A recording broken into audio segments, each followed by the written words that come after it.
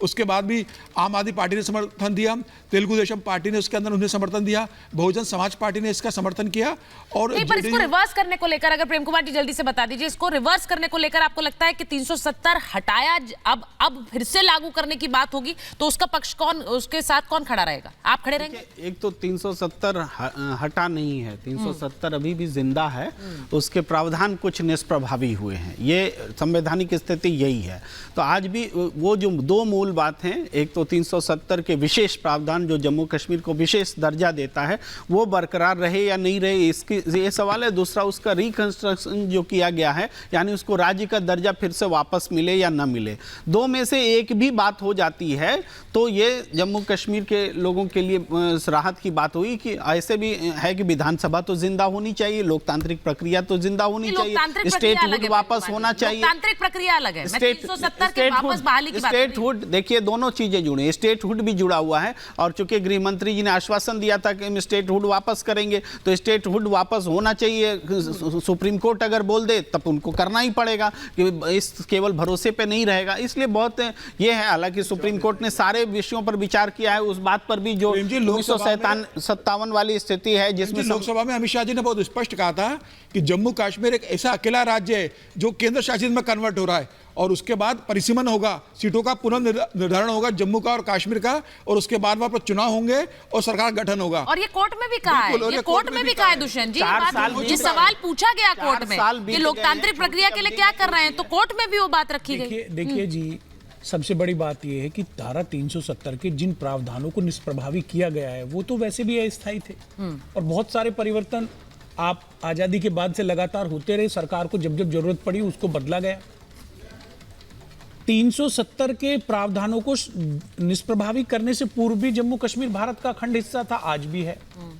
जो वादे किए गए राज्य सरकार के द्वारा, गवर्नर साहब के द्वारा, केंद्र सरकार के द्वारा, आतंकवाद खत्म हो जाएगा, 40,000 वैकेंसियां हैं वो भर दी जाएंगी, कथित रूप से कहा गया 80,000 करोड़ का निवेश आ गया है, वो वादे कहीं दिखाई नहीं दे रहे।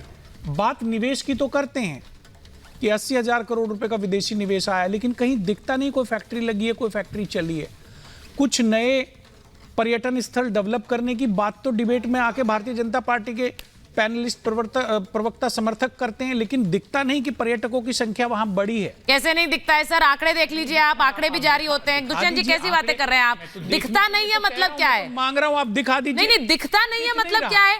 मिनिस्ट्री ऑफ टूरिज्म वहां पे लगातार आंकड़े जारी कर रही है, पर्यटकों की संख्या बढ़ी, ऐसी थोड़ी कही जाती है बात। ये अरे भाई बोलने दो, इतना हमला मत करो, थोड़ा हम लोगों की भी सुन लीजिए। नहीं बोलिए ना। देखिए, ऐसा प्रतीत होता है जब नोटबंदी समाप्त हुई तो आदरणीय प्रधानमंत्री जी ने कहा कश्मीर से आतंकवाद समाप्त हो जाएगा, भ्रष्टाचार समाप्त हो जाएगा, नहीं हुआ। 370 के जो दो प्रावधान थे उनको निष्प्रभावी किया गया, तो वादा किया गया देश से कि जम्मू कश्मीर बदल जाएगा, जम्मू कश्मीर में निवेश आएगा, जम्मू कश्मीर की तकदीर बदल जाएगी, आतंकवाद नहीं। जो तस्वीर बदली है दुष्यंत जी, एक बार जरा दिखा देते हैं। जो तस्वीर बदली है सभी जी, एक बार जरा तस्वीर दिखाना चाह रही हूँ।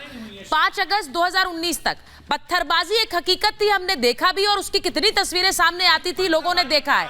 लेकिन दिसंबर 2023 में अब जब हम बात कर रहे हैं, क्या कश्मीर में विकास की बात नहीं कर रहे हैं, वो तस्वीर सामने देखने लायक है और वो हम सबके सामने है। 2019 तक हमने देखा है कि किस तरह से वहां पर एक तरह से स्ट्राइक्स रही, हड़तालें रही, और वो एक तस्वीर कश्मीर की ऐसी होती थी जो ग्लोबल हेडलाइन बनती थी। लेकिन अब की जब हम बात कर रहे हैं तो वहां पर रोजगार मुहैया कराने को लेकर जो अवसर हैं वो भी सामने हैं।